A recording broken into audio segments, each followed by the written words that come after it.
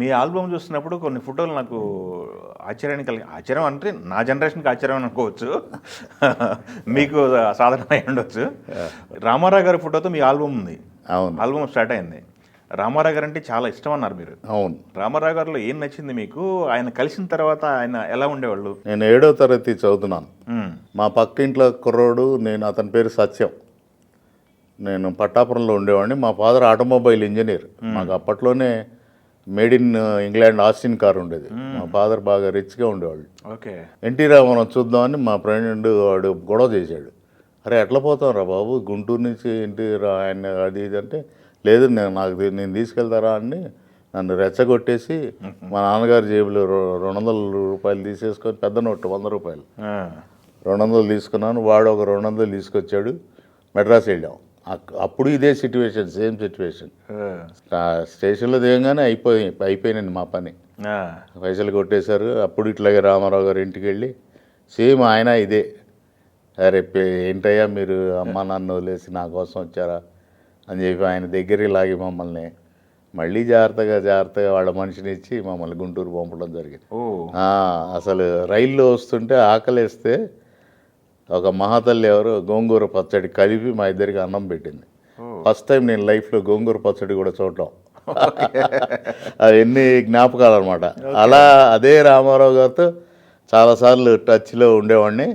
ఆయన ముఖ్యమంత్రి అయ్యాక ఆయనకి సన్మానం చేయాలని ఒక తలంపుతో సన్మానం చేశాం. అది ఇక్కడే హైదరాబాద్లో చేశాం. ఓకే. రవీంద్ర భారతిలో. ఒప్పుకున్నారా? ఒప్పుకున్నారు. ఆయన నాతో పాటు అన్ని సంస్థలు చేసాయి ఇక్కడ. నేను కూడా వన్ ఆఫ్ ది దాంట్లో మెంబర్గా ఉండి ఆయనకి చేశాను అనమాట. ఓకే. ఆ తులసి దళ మాల వేసాను అనమాట. చాలా సంతోషపడ్డాడు ఆయన. వేసి దాసరి కల్చరల్ అకాడమీ, అప్పుడు దాసరి నారాయణరావు గారు కూడా పక్కనే ఉన్నారు. ఓకే. ఆయన ఆధ్వర్యంలో జరిగింది అది. దాసరి గారితో ఎన్ని సంవత్సరాల జర్నీ సార్ అది? నా దాదాపు 30 ఏళ్ళు సార్. 35 ఏళ్ళు జర్నీ ఆయనతో. ఓకే. ఆయన పేరు మీద కాలేజీ పెట్టాను. పెద్ద పెద్ద యాక్టర్లు గుంటూరు రావడానికి ఆయనే కారణం నాకు. ఒక రోజు కమల్ హాసన్ షూటింగ్ జరుగుతూ ఉంది, హిందీ పిక్చర్ ఏదో, తూర్పు పడమర హిందీలో తీస్తున్నారు.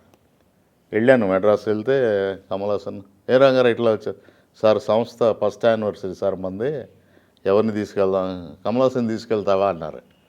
అమ్మో ఏంటి సార్ ఆయన వస్తాడా అన్నారు. ఆయన మనం చెప్తే వస్తారు రా అంతే అన్నాడు. సరే అని పిలిచి షూటింగ్ మధ్యలో కమల్ ఇటు రా అన్నారు. వచ్చాడు ఆయన.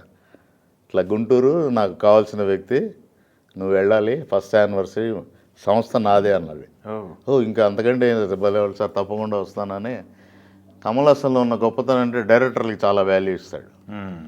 ముఖ్యంగా బాలచందరు, ఈయనకి, విశ్వనాథ్ గారికి, దాసరి గారికి వీళ్ళు చాలా వెయిట్ ఇస్తాడు ఆయన.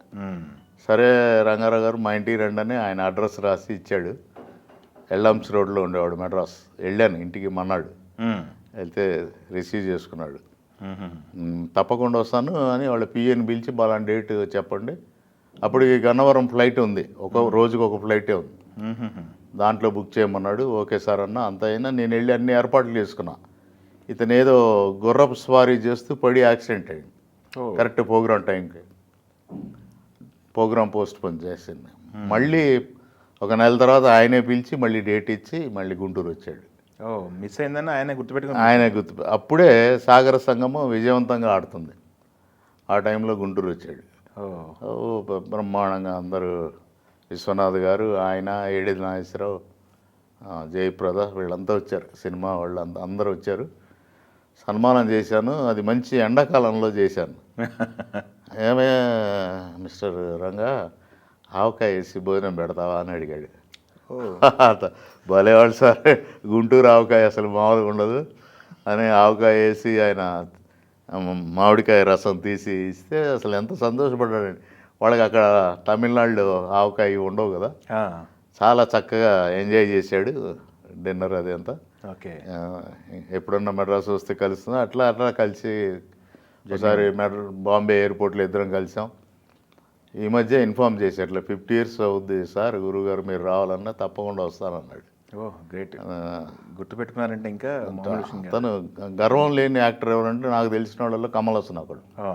చాలా అద్భుతమైన నటుడు, ప్రపంచం గర్వించదగ్గ నటుడు. ఎన్ని భాషల్లో ఎన్ని రకాలు